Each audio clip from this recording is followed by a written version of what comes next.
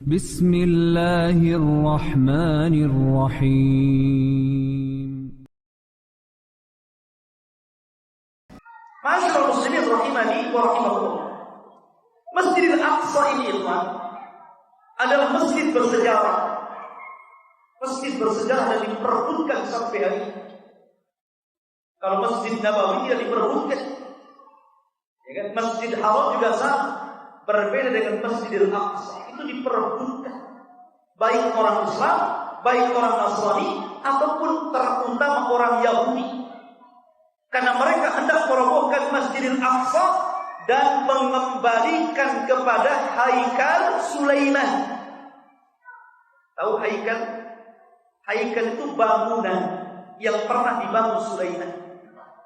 Karena Masjidil Aqsa itu yang bangun Nabi Sulaiman, tetapi bukan membangun dari awal, tidak. Karena Masjidil Aqsa itu sudah dibangun. Ada yang mengatakan Adam yang membangunnya, ada yang mengatakan Ibrahim yang membangunnya. Kemudian setelah itu hilang, baru kemudian oleh Raja Sulaiman dibangun lagi. Lah bangunan yang pernah dibangun Sulaiman itu yang tidak luas, itu disebut Haikal. Haikal Sulaiman. Makanya orang-orang Yahudi berusaha melobangi itu Masjidil Aqsa itu. Makanya Masjidil Aqsa tidak bisa nampung orang banyak. Kalau mau orang banyak bisa roboh itu bawah itu. Ya.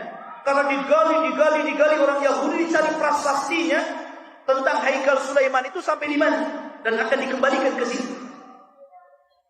Itu jahatnya orang Yahudi. Ma'asyiral muslimin rahimani wa rahimakumullah. Kisah tentang Masjidil Aqsa ini ikhwatul fiddin yang dimuliakan Allah Azza wa Jalla. Masjidil Aqsa ini disebut di dalam Al-Qur'anul Karim namanya dan disandingkan dengan Masjidil Haram. Hanya dua masjid saja yang dicantumkan dalam Al-Quran namanya. Pertama Masjidil Haram dan yang kedua Masjidil Aqsa sebagaimana antum baca dalam surah awal-awal Al-Isra. Ya, minal Masjidil Haram ilal Masjidil Aqsa. Dari Masjidil Haram ke Masjidil Aqsa. Suatu ketika ikhwan fillah yang dimuliakan Allah Subhanahu wa taala, ada seorang sahabat namanya Abu Dzar. Sahabat Abu Dzar Al-Ghifari radhiyallahu an bertanya kepada Nabi sallallahu alaihi wasallam. Ketika itu Abu Dzar Al-Ghifari mengatakan, "Wahai Rasul, siapa yang membangun Masjidil Haram itu?" Maka Nabi masjid apa yang pertama dibangun? Pertanyaan seperti itu. Maka Nabi sallallahu alaihi wasallam menjawab, Masjidil Haram. Kemudian masjid apa lagi yang kedua wahai Rasul? Maka Rasul mengatakan Masjidil Aqsa. Kemudian Abu Dzar mengatakan, berapa lama jarak antara pembangunan Masjidil Haram dengan Masjidil Aqsa itu wahai Rasul? Maka Rasul mengatakan 40 tahun. Jadi setelah dibangunnya Masjidil Haram, 40 tahun setelahnya dibangun Masjidil Aqsa. Ada sebagian ahli tafsir mengatakan bahwa ketika Adam alaihi salatu wasallam membangun Masjidil Haram, maka 40 tahun setelahnya Adam membangun Masjidil Aqsa. Tapi ada yang mengatakan bahwa itu Ibrahim bukan Adam. Setelah Ibrahim alaihi salatu wasallam meninggikan Ka'bah dan membangun Masjidil Haram, maka 40 tahun setelahnya Ibrahim kemudian berangkat ke Palestina dan membangun Masjidil Aqsa. Karena Ibrahim kan bolak-balik ke Palestina, ke Mekah, Palestina ke Mekah gitu kan. Maka dialah yang kemudian 40 tahun setelahnya membangun Masjidil Aqsa. Baik, kaum ini dimuliakan Allah Subhanahu wa taala. Bicara tentang Masjidil Aqsa. Masjidil Aqsa ini masjid yang bersejarah. Karena seluruh para nabi dan rasul dari keturunan Ishak, mereka selalu singgah di masjid ini. Masjid bersejarah. Dan Nabi SAW pernah sholat menjadi imam dan di belakangnya para nabi. Kapan itu? Ketika peristiwa Isra. Nabi SAW berangkat dari Masjidil Haram, kemudian ke Masjidil Aqsa. Sebelum ke Sidratul Muntaha, Rasulullah sempat sholat. Kemudian digambarkan di belakangnya para nabi. Dan ini menunjukkan bahwa Nabi SAW pemimpin para nabi dan rasul, karena dia menjadi imam bagi para nabi. Makanya kita sering menyebutnya Sayyidul Anbiya'i wal Mursalin, pemimpinnya para nabi dan rasul. Lah Masjidil Aqsa juga ya Tuhan, adalah bukan hanya sekedar para nabi dan rasul di situ.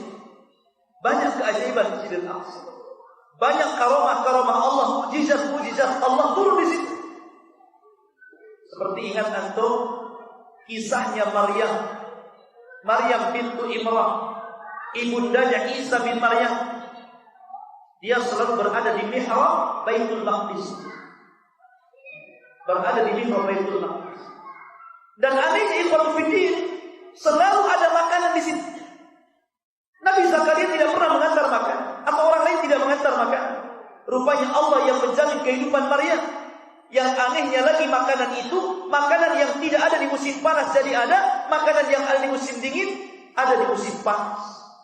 Luar biasa, makmur di situ. Maryam makan dari rezeki Allah Subhanahu wa taala. Enak kalau jadi malik.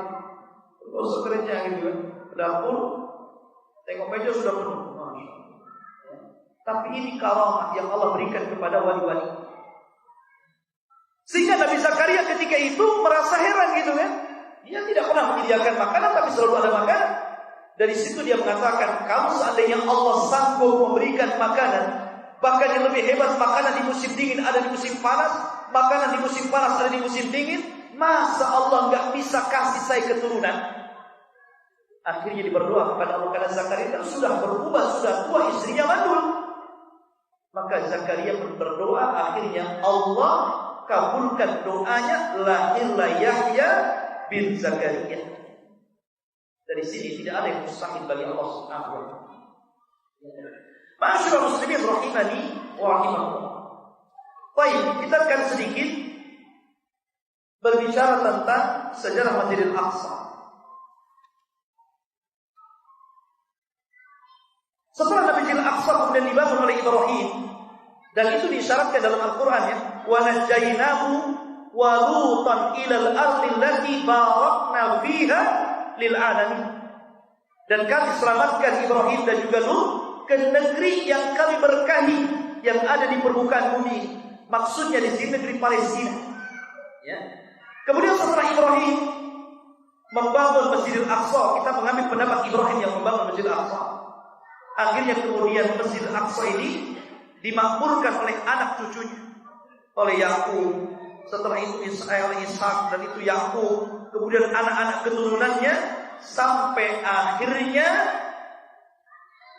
Bani Israel tumbang di tangan Fir'aun laknatullah. Dari situ kemudian mulailah Masjidil Aqsa dikuasai oleh musuh. Kemudian datang lagi gelombang pasukan yang lain dikuasainya. Akhirnya konfidin yang dimuliakan Allah Azza wa Jalla, Masjidil Aqsa pun tidak lagi dikuasai oleh orang-orang yang mentauhidkan Allah Subhanahu wa taala. Sampai kemudian dijelaskan ketika Masjidil Aqsa ini dikuasai oleh orang-orang musuh-musuh, baru kemudian dikuasai kembali oleh orang-orang Nasrani. Tapi kemudian di masa pemerintahan Umar ibn Khattab radhiyallahu an, Umar berhasil menguasai Persia dan direbut oleh kaum muslimin. Jadi Masjidil Aqsa itu pernah di tangan kaum muslimin. Kapan itu?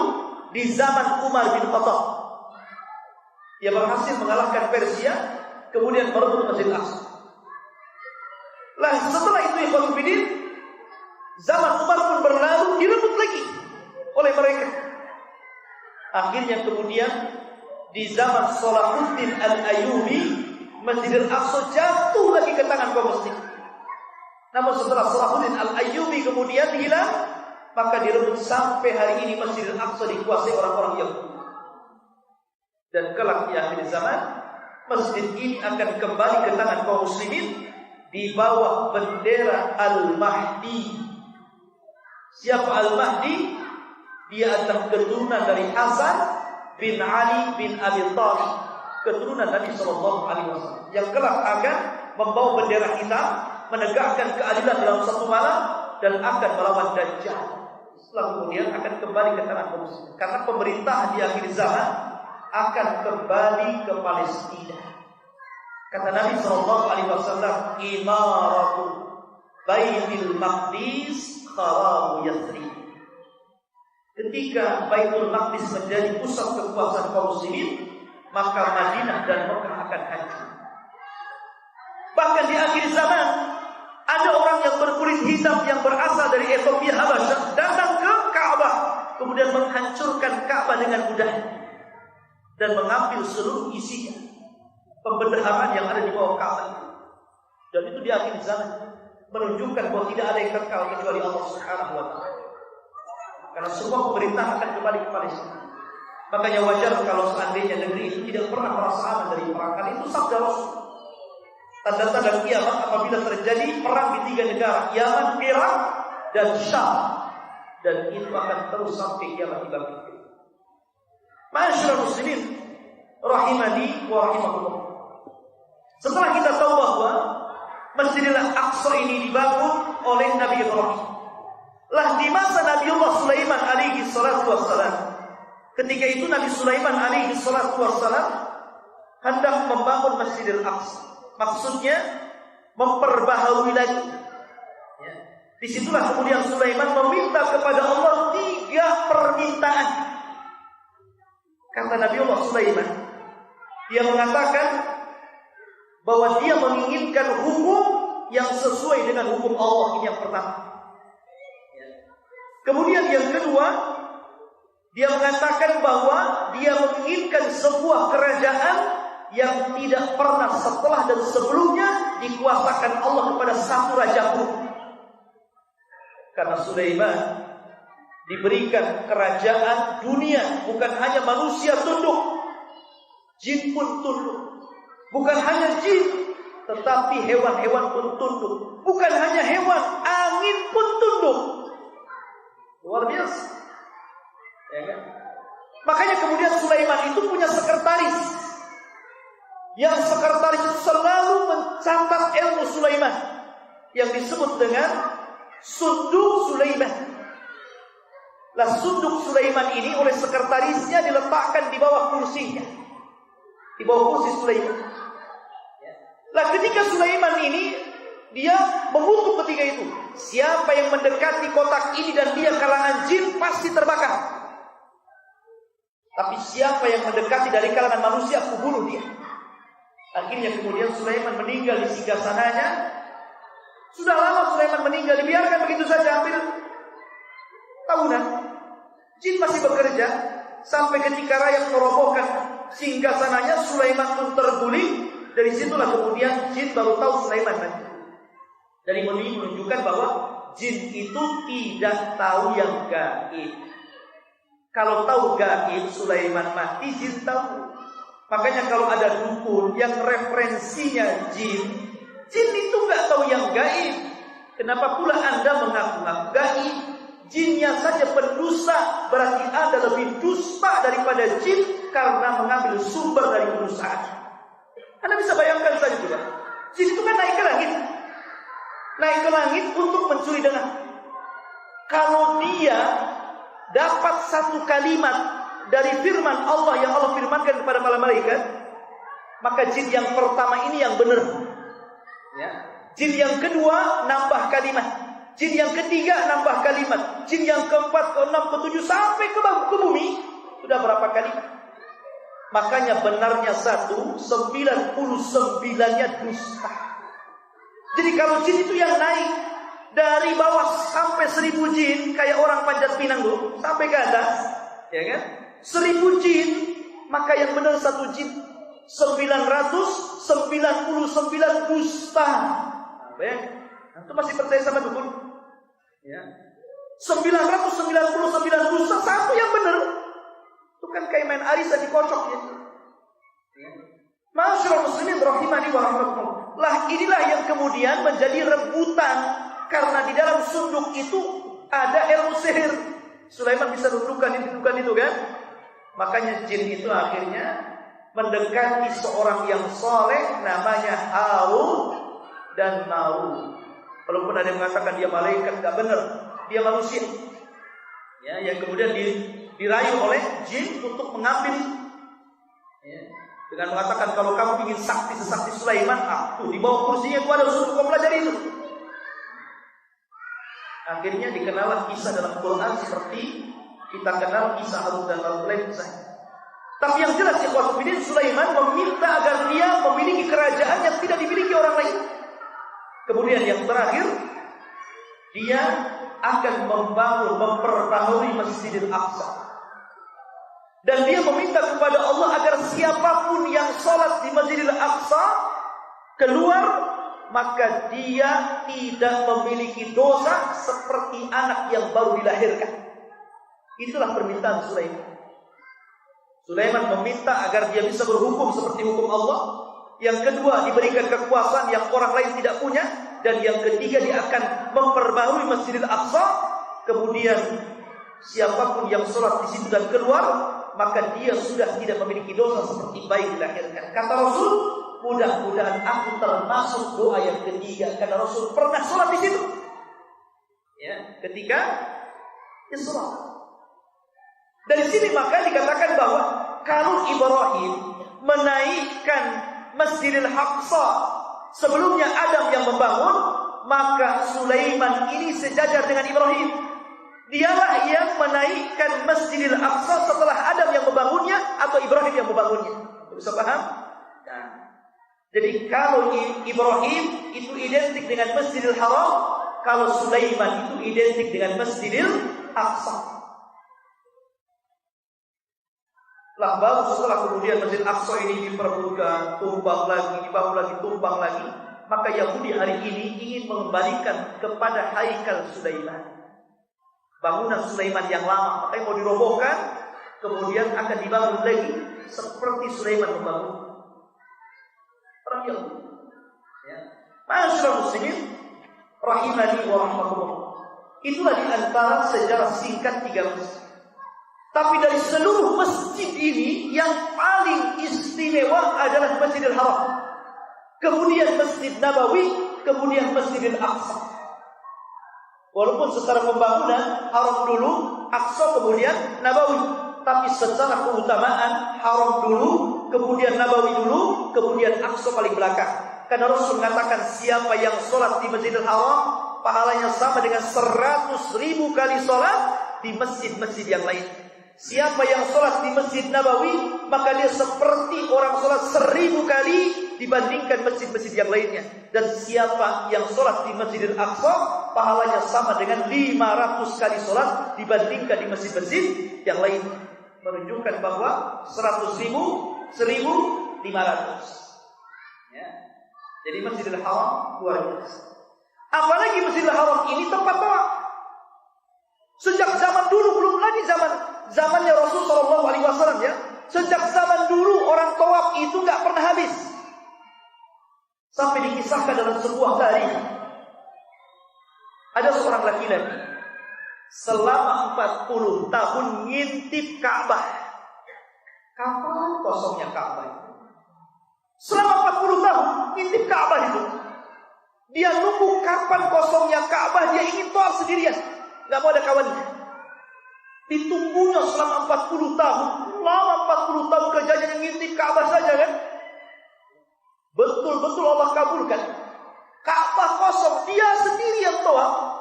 Ketika dia tawaf, dia tengok ke samping, rupanya ada ular yang sedang tawaf juga. Ada ular gitu. Rupanya saya gak sendirian, berdua dengan ular. Dan Allah buat bicara ular ini. Ya. Kemudian orang ini mengatakan, "Man hadza? Apa ini? Siapa kamu?" Kata ular ini, "Saya sudah menunggu 40 tahun agar Ka'bah kosong. Rupanya hari ini, ayah kau lupa di sini bilang." Rupanya Ka'bah nggak pernah kosong. Kata ular, dia merasa dia sendiri gitu kan? Sebagaimana orang ini merasa dia sendirian. Rupanya ada kawannya. Ya. Jadi memang Ka'bah nggak pernah kosong. Nah, itu luar biasa ya, suatu video ini dimuliakan Allah Azza. Makanya kemudian Ka'bah itu nggak pernah sepi sampai hari ini. Nggak pernah sepi. Antum umroh itu nunggu sepi kapan? Ada orang berpikir Kalau siang rame, bagus malam-malam jam 1. Pikiran orang ini sama dengan pikiran 1000 orang. Ya kan? Ketika datang, ya 1000 itu juga di situ. Kapan berhentinya ini orang tawaf? Karena antum perlu tahu ya ikhwatul fiddin, bahwa Ka'bah yang sekarang dijadikan tawaf oleh kaum muslimin itu sejajar dengan Ka'bah yang dibuat tawaf oleh para malaikat. Namanya Baitul Ma'mur yang ada di langit itu.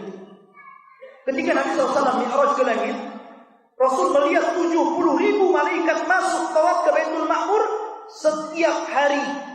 70.000 masuk tawaf kemudian hilang. Ada yang mengatakan meninggal. Ya. Kemudian datang lagi besoknya 70.000 yang sama tawaf kemudian hilang. Besoknya lagi seperti itu. Kata Imam Ibnu Katsir rahimahullah ta'ala, kalau seandainya Ka'bah malaikat di Baitul Ma'mur jatuh, maka akan menimpa Ka'bah yang ada di bumi. Sejajar. Ya, kalau di atas tawafnya malaikat, di bawah tawafnya manusia. Keistimewaan Ka'bah itu luar biasa. Luar biasa. Bahkan bukan hanya kaum muslimin saja, oleh orang-orang jahiliyah. Ya. Antum tahu penyerangan Abraha ke Ka'bah itu? Ketika itu banyak orang-orang Arab yang marah ketika Abraha membuat gereja termegah sedunia. Sehingga ada satu anak muda dari kabilah yang dekat dengan Ka'bah jalan kaki dari Mekah sampai ke Sun Ayalan hanya untuk buang hajat di gerejanya si Abraha. Hanya untuk dihinakan. Tapi orang ini bukan muslim. Karena Islam belum ada zaman Abraha. Untuk jawab pikir nanti antum sangka seorang muslim gak boleh antum datang ke gereja, berak di gereja kecuali di toilet, ya kan? Jadi gak boleh, itu bukan ajaran Islam. Gak boleh kita menghina agama lain. Ya, makanya kemudian Allah Subhanahu Wa Taala tidak boleh kau mencela Tuhan selain Allah. Nanti mereka mencela Tuhan kita lebih keras daripada celaan kita kepada mereka. Tidak. Lakum dinukum waliyadin, la ikraha fid din. Masyaallah muslimin rahimani wa rahimakumullah. Intinya bahwa dari kisah-kisah ini kita tahu tentang sejarah berdirinya Masjidil Haram, kemudian Masjid Nabawi dan juga Masjidil Aqsa itu secara global. Mudah-mudahan ada manfaatnya. Akhirnya saya tutup kajian ini. Subhanallah walhamdulillah, asyhadu an la ilaha illa anta astaghfiruka wa atubu ilaik. Assalamualaikum warahmatullahi wabarakatuh.